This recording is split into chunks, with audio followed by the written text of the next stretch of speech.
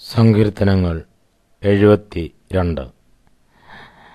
ദൈവമേ, രാജാവിന് നിന്റെ ന്യായവും രാജകുമാരന് നിന്റെ നീതിയും നൽകണമേ. അവൻ നിന്റെ ജനത്തെ നീതിയോടും നിന്റെ എളിയവരെ ന്യായത്തോടും കൂടെ പരിപാലിക്കട്ടെ. നീതിയാൽ പർവ്വതങ്ങളിലും കുന്നുകളിലും ജനത്തിന് സമാധാനം വിളയട്ടെ. ജനത്തിൽ എളിയവർക്ക് അവൻ ന്യായം പാലിച്ചു കൊടുക്കട്ടെ. ദരിദ്രജനത്തെ അവൻ രക്ഷിക്കുകയും പീഡിപ്പിക്കുന്നവനെ തകർത്ത് കളയുകയും ചെയ്യട്ടെ. സൂര്യചന്ദ്രന്മാരുള്ള കാലത്തോളവും അവർ തലമുറ തലമുറയായി നിന്നെ ഭയപ്പെടട്ടെ. അരിഞ്ഞ പുൽപ്പുറത്ത് പെയ്യുന്ന മഴ പോലെയും ഭൂമിയെ നനയ്ക്കുന്ന വൻമഴ പോലെയും അവൻ ഇറങ്ങി വരട്ടെ. അവന്റെ കാലത്ത് നീതിമാന്മാർ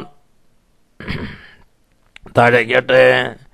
ചന്ദ്രൻ ഉള്ളിടത്തോളം സമാധാന സമൃദ്ധി ഉണ്ടാകട്ടെ.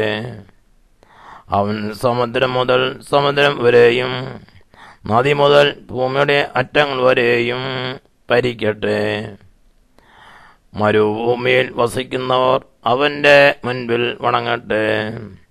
അവന്റെ ശത്രുക്കൾ പൊടിമണ്ണോ നക്കട്ടെ. തർശശിയിലെയും ദ്വീപുകളിലെയും രാജാക്കന്മാർ കാഴ്ച കൊണ്ടുവരട്ടെ. ശബയിലെയും സബയിലെയും രാജാക്കന്മാർ കപ്പം കൊടുക്കട്ടെ.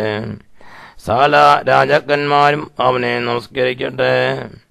സകല ജാതികളും അവനെ സേവിക്കട്ടെ. അവൻ നിലവിളിക്കുന്ന ദരിദ്രനെയും സഹായമില്ലാത്ത എളിയവനെയും വെടിയിക്കുന്നുവല്ലോ. എളിയവനെയും ദരിദ്രനെയും അവൻ ആദരിക്കും. ദരിദ്രന്മാരുടെ ജീവനെ അവൻ രക്ഷിക്കും. അവരുടെ പ്രാണനെ അവൻ പീഡയിൽ നിന്നും സാഹസത്തിൽ നിന്നും വീണ്ടെടുക്കും.